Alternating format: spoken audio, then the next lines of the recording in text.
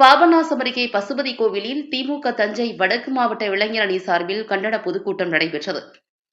தஞ்சாவூர் மாவட்டம் பாபநாசம் அருகே பசுபதி கோவிலில் தஞ்சை வடக்கு மாவட்ட திமுக இளைஞர் அணி சார்பில் ஒன்றிய அரசை கண்டித்து பொதுக்கூட்டம் மாநில இளைஞர் அணி துணை செயலாளர் இளையராஜா, மாவட்ட இளைஞர் அணி அமைப்பாளர் ராஜா ஆகியோர் தலைமையில் நடைபெற்றது.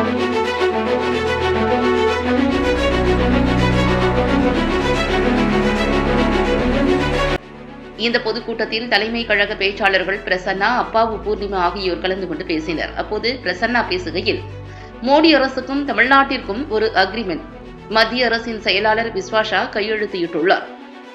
அதில் தமிழ்நாட்டிற்கு வருடத்திற்கு 10,000 கோடி கொடுப்பது என்றும் 3 மாதத்திற்கு ஒருமுறை 2,158 கோடி ரூபாய் கொடுக்க வேண்டும் என்று அக்ரிமெண்ட் உள்ளதாகவும், ஆனால் ஜிஎஸ்டி என்ற பெயரில் மோடி அரசாங்கம் திருடுவதாகவும், மேலும் கூட்டாட்சி தத்துவத்தின்படி ஜிஎஸ்டியாக பெறக்கூடிய பணத்தை மக்களுக்கு திரும்ப கொடுக்க மாட்டேன் என்று சொல்லி மாட்டு மூத்திரம் குடிக்கின்ற உத்தரப்பிரதேசத்திற்கு போய் பணம் கொடுப்பதாக குற்றம் சாட்டினர். மேலும் மோடி அரசாங்கம் போட்டுள்ள புதிய கல்விக் கொள்கையை எடப்பாடியும் மற்றும் வேறு எந்த ஒரு கட்சியாக இருந்தாலும் ஏற்றுக்கொண்டிருக்கும். ஆனால் ஒருபோதும் தமிழ்நாடு முதலமைச்சர் ஏற்றுக்கொள்ள மாட்டார் என்று அவர் கூறினார். நிகழ்ச்சியில் ஒன்றிய செயலாளர்கள் நாசர், தாமரை செல்வன், தியாக சுரேஷ், குமார், சூப்பா தமிழழகன், மாவட்ட இளைஞரணி துணை அமைப்பாளர்கள் மணிகண்டன், வெங்கடேசன், சிலம்பரசன், ஸ்டாலின், இளையராஜா, ராஜா மற்றும் இளைஞரணி சார்பணி நிர்வாகிகள், பொதுமக்கள் என பலர் கலந்து கொண்டனர்.